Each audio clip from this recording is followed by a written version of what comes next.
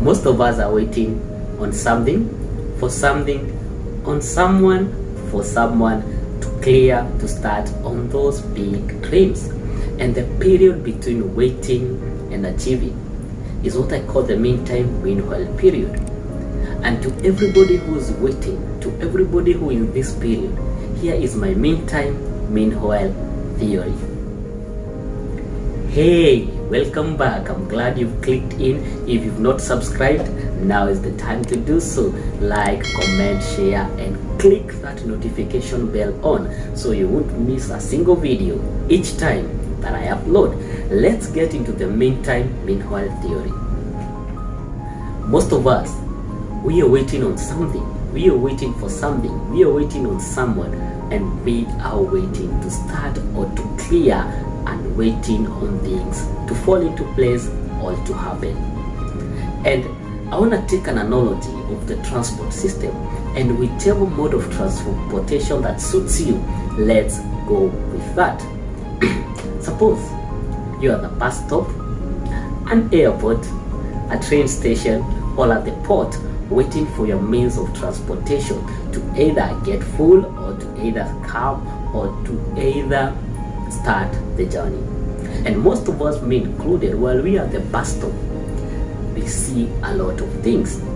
There are people passing by, there are people in private cars passing by, there are motorcycles, there are people cycling, there are even tuk-tuks in some cities. And as we are waiting for the bus and waiting for it to get full, some people even come to us asking for directions for places and cities that we know of or we don't know. We assist and help in directions where we can. Some come to sell us things, and we buy or not buy. There's a lot of activities that happens during that waiting period, and what you choose to do with it, that depends on you.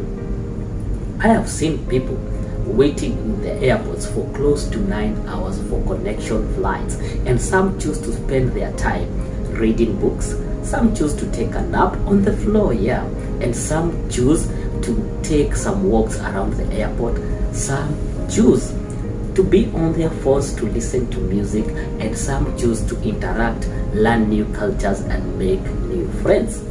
And everybody, in whichever way they spend their time, is correct, and they are doing what makes them fulfilled and happy and feel content at the moment. So all these activities that take place in our mode of transportation stations, some of them are connected to our destination. They are connected to our journey. The experiences that we get, we either live with them, we either live to cherish them, or we either live to wish they never happened. As you're waiting for that big breakthrough, as you're waiting for that spouse to come, as you're waiting to clear school, to clear a loan, to clear anything, and you're waiting to start anything, the period between getting is the waiting period, is my meantime theory. And here is my theory. I believe that the things we choose to do in the meantime meanwhile period, they are the things that are supposed to make us happy, to leave us fulfilled, to leave us feeling content. And it's okay if you choose to do you and people get intimidated. A fact is, we get scared and intimidated by things that we think we can't afford, by things that we think we can't accommodate. And notice, I've chosen the word think because sometimes the thinking and the reality does not match. As long as what you choose to do is you choose to do it with respect and humility, you're not arrogant or ignorant, keep doing you. Keep doing those simple and small things that make you happy while you're still waiting for that big thing to happen. You're still waiting for that spouse to come. You're still waiting for you to clear everything so that you start what you want to start. And I've come to realize that even if we can survive on basic needs, food, shelter, and clothing, we are all creatures of want. Yes, we want more, better, and bigger. There is nothing wrong with that. In fact, In one of her books, Oprah Winfrey says that when I look into the future, it's so bright that it blinds my eyes. And I'm not excluded in that, in wanting more and better. Even today, I am thinking that if anybody comes and asks me, what do I want in life?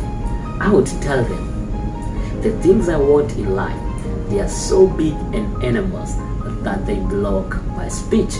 Because when I start explaining, words just can't come out. In the meantime, before I get them, what will I do? I choose to do the things that make me happy. I choose to do the things that leave me content. I choose to do the things that will leave me better.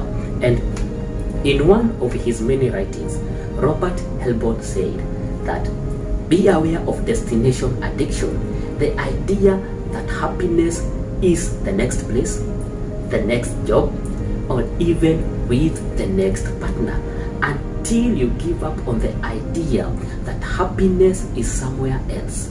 You'll never get it. So even in your waiting period, even in that period that you feel frustrated because something is not happening or things are not going the way you'd love them to go, there's still some level of happiness in there. Choose to do what you feel leaves you content. That's when you'll get happiness. Be aware